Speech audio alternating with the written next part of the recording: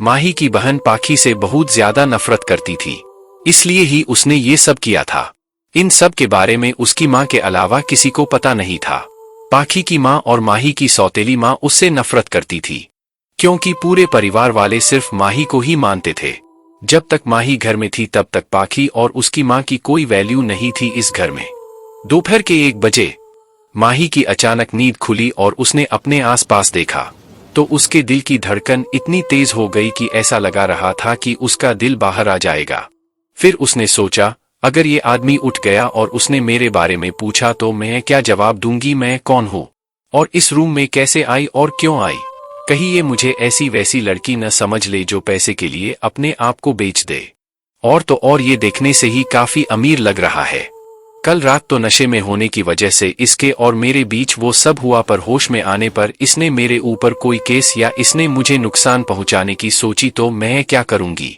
चल बेटा माही चुपके से निकल ले, यह से नहीं तो ये खड़ूस पता नहीं क्या करेगा तेरे साथ। यही सब सोचते हुए वो बाहर निकलने की कोशिश की, पर उस आदमी की पकड़ बहुत मजबूत थी। पर थोड़ी कोशिश के बाद वो वहां से निकलने में कामयाब हो गई और वो बाहर की ओर भागी। बाहर पहुंचकर उसने अपने कपड़े निकाले जो कर रात में जमीन पर फेंके गए थे। जल्दी जल्दी उसने अपने कपड़े पहने, अपना सामान, मोबाइल लिया और बाहर भागी। रूम का दरवाजा खोलकर उस रूम से बाहर निकल उसने पता नहीं क्या सोचा, एक बार मुड़कर पीछे देखा और फिर बाहर निकल लिफ्ट की ओर चल दी। लिफ्ट में जाकर उसे ग्राउंड फ्लोर का बटन प्रेस किया और एक लंबी सांस ली। फिर जैसे उसने कुछ सोचा और अपना फोन बाहर निकली और देखने लगी अपनी मैनेजर शिवी का फोन तो नहीं आया। उसने फोन अनलॉक किया तो उसकी मैनेजर का बार बार कॉल आया था। ये देख माही सोचने लगी अब क्या होगा, पर फिर भी उसे जवाब तो देना ही होगा। कोई नहीं, कुछ बहाना बना दूंगी, कह दूंगी कि ड्रिंक करके छत पर ही सो गई। उठी तो दोपहर हो गई थी।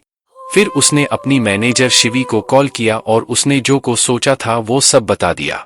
पहले तो वो गुस्सा हुई पर बाद में मान गई। आखिरकार दोनों ही बचपन की दोस्त थी। हमारी लैंग्वेजम बोले तो लंगोटिया यार। माही ने मन ही मन कहा, सॉरी शिवी, मैं तुझसे कुछ छुपाना नहीं चाहती थी, पर मैं तुमसे वादा करती कि सही टाइम आने पर तुझे मैं सब सच सच बता दूंगी, पर अभी सही टाइम नहीं है। उसने फोन काटा और तभी लिफ्ट नीचे आ गई और वो बाहर निकली। बाहर निकल एक टैक्सी ली और अपने अपार्टमेंट के लिए निकल गई। कुछ समय बाद 1:50 हो रहे थे। होटल प्लाजा उसी रूम में जब रणवीर की आंख खुली और उसे अपने आसपास माही ना देख तुरंत खड़ा हुआ और बाथरोब पहना और बाहर आया। उसने सोचा शायद बाहर हो, पर रूम में आकर उसने इधर उधर देखा। वहां पर किसी को न पाकर उसने तुरंत अपने असिस्टेंट शिवाय को कॉल किया। उधर फोन के दूसरी तरफ से जैसे शिवाय ने देखा उसके बॉस का फोन है, वो तुरंत बेड से उठा और फोन पिक किया और मन ही मन में कहा, अब क्या काम है इन्हें जो मुझे फोन कर रहे हैं। फिर उसने ये सब ख्यालों को बाहर झटका और फोन पर कहा, यस सर यू है any problem please tell me what can I do. इस पर रणवीर की तरफ से एक ठंडी आवाज आई, अभी 5 मिनट्स में मेरे रूम में आओ, अगर तुम्हें अपनी असिस्टेंट की जॉब प्यारी हो तो शिवाय ने कहा, यस सर मैं आ रहा हूं। तो रणवीर ने कहा, गुड जॉब, और कॉल कट कर दिया। कुछ समय बाद रणवीर कपूर के रूम में असिस्टेंट सामने खड़ा था। बेचारे की हालत खराब हो रही थी, पर फिर भी बेचारा हिम्मत करके खड़ा था। उसने हांफते हुए कहा, यस सर क्या हुआ? तो सामने से एक रौबदार आवाज आई, आज जो लड़की मेरे रूम में सारी रात मेरे साथ थी, मुझे उसके बारे में सारी इंफॉर्मेशंस चाहिए और ये भी पता करो कि मेरे पानी में इतनी खतरनाक ड्रग कहां से आई, किसने किया ये सब, हर एक इंफॉर्मेशन मुझे चाहिए और उसके लिए तुम्हारे पास सिर्फ कल तक का टाइम है।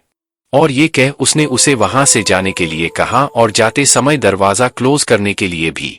वो असिस्टेंट बेचारा तो उसका गुस्सा देख घबरा गया था और वो तुरंत वहां से, यस सर काम हो जाएगा बोल वहां से निकल एक गहरी सांस ली और उसने खुद से कहा, ओ गॉड आज क्या हो रहा है मेरे साथ। ये मेरा बॉस जो कि आज तक किसी लड़की को छूना तो दूर देखता नहीं था, आज रात उसने एक लड़की के साथ पूरी रात बिताई जो कि एक बीमारी से पीड़ित है और वो भी कोई ऐसी वैसी बीमारी नहीं है, वुमन डिसऑर्डर जो एक बहुत खतरनाक बीमारी है। चल बेटा लग जा काम पर और पता लगा कि कौन है तेरी फ्यूचर लेडी बॉस और कौन है जिसने तेरे ही बॉस को अपनी तरफ अट्रैक्ट कर लिया। जरा मैं भी देखूं, जरूर वो बहुत अच्छी होगी। ये सब सोचते हुए वो अपने काम पर लग गया। आगे जानेंगे नेक्स्ट एपिसोड में कि मैं कल लिखूंगा। प्लीज आप सभी से अनुरोध है कि इस कहानी को बहुत पसंद करे, लाइक कमेंट शेयर करे प्लीज, नहीं तो मैं श्राप देता हूँ जिसने मेरी स्टोरी को लाइक कमेंट शेयर नहीं किया उसकी शादी नहीं होगी, सिर हो भी गई तो बीवी झगड़ालू मिले जो चिल्ला चिल्ला कर पूरे मोहल्ले में आतंक मचा दे। सॉरी मैं तो बस मजाक कर रहा था, बुरा मत मानना मेरी बात का प्लीज।